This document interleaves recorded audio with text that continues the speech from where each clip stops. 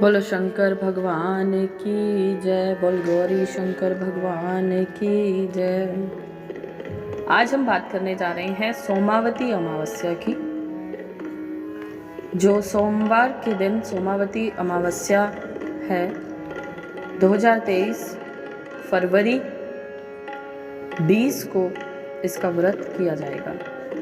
तो इसका क्या महत्व है उसके बारे में हम बात करते हैं। So welcome to Motivational Clubhouse of Nehanjali and this is the playlist of Dharmakar. शुरू करने से पहले अगर आपने अभी तक चैनल सब्सक्राइब नहीं किया है तो प्लीज़ चैनल को सब्सक्राइब कीजिए और बेल आइकन पर क्लिक कीजिए अगर आप चाहते हैं टाइम टू टाइम आपको हमारी सभी वीडियोस की नोटिफिकेशन मिले। और अगर वीडियो पसंद आती है तो इसे लाइक और शेयर ज़रूर करें। तो शुरू करते हैं। जिस अमावस्या को सोमवार हो उसी दिन इस व्रत का विधान है। यह स्नान दान पर्वों में सर्वश्रेष्ठ माना जाता है। निर्णय सिंधु के व्यास वचनानुसार इस दिन मौन रहकर स्नान ध्यान करने से सहस्त्र गोदान का पुण्य फल प्राप्त होता है। इस दिन पीपल वृक्ष की 108 बार परिक्रमा करते हुए पीपल तथा विष्णु के पूजन का नियम है। प्रदक्षिणा के समय 108 फल अलग रखकर समापन के समय वेद पाठी ब्राह्मण को दान में देना चाहिए। यह स्त्रियों का प्रमुख व्रत है। सोमवार चंद्रमा का दिन है। इस दिन हर अमावस्या को सूर्य तथा चंद्र ग्रह एक सीध में स्थित रहते हैं, इसलिए यह पर्व विशेष पुण्य वाला होता है। बोलिए विष्णु भगवान की जय। तो आइए शुरू करते हैं हम इसकी कथा के बारे में जानते हैं। सोमावती अमावस्या व्रत कथा के अनुसार एक गरीब ब्राह्मण परिवार था। उस परिवार में पति पत्नी एवं उसकी एक पुत्री भी थी। उनकी पुत्री समय के गुजरने के साथ साथ धीरे धीरे बड़ी होने लगी। उस पुत्री में बढ़ती उम्र के साथ सभी स्त्री योचित सगुण का विकास हो रहा था। वह कन्या सुंदर संस्कारवान एवं गुणवान थी, परंतु गरीब होने के कारण उसका विवाह नहीं हो पा रहा था। एक दिन उस ब्राह्मण के घर एक साधु महाराज पधारे। साधु उस कन्या के सेवा भाव से अत्यधिक प्रसन्न हुए। कन्या को लंबी आयु का आशीर्वाद देते हुए साधु ने कहा कि इस कन्या के हाथ में विवाह योग्य रेखा नहीं है। तब ब्राह्मण दंपति ने साधु से इसका उपाय पूछा।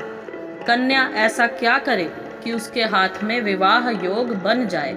साधु महाराज ने कुछ देर विचार करने के पश्चात अपनी अंतर्दृष्टि में ध्यान करके बताया कि कुछ ही दूरी पर एक गांव में सोना नाम की एक धोबिन महिला अपने बेटे और बहू के साथ रहती है, जो बहुत ही आचार विचार एवं संस्कार संपन्न तथा पति परायण है।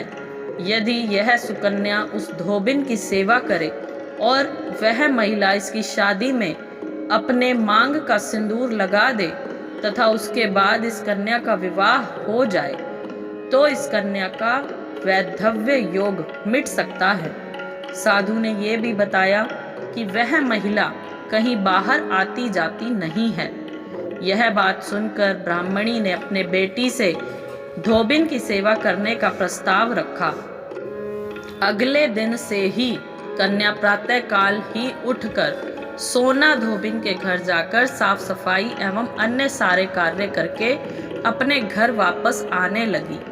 एक दिन सोना धोबिन अपनी बहू से पूछती है कि तुम तो सुबह ही उठकर सारे काम कर लेती हो और पता भी नहीं चलता। बहू ने कहा, माँ जी मैंने तो सोचा कि आप ही सुबह उठकर सारे काम खुद ही खत्म कर लेती हैं।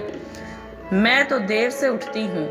यह सब जानकर दोनों सास बहू घर की निगरानी करने लगी कि कौन है जो सुबह ही घर का सारा काम करके चला जाता है। कई दिनों के बाद धोबिन ने देखा कि एक कन्या मुंह ढके अंधेरे में घर में आती है और सारे काम करने के बाद चली जाती है।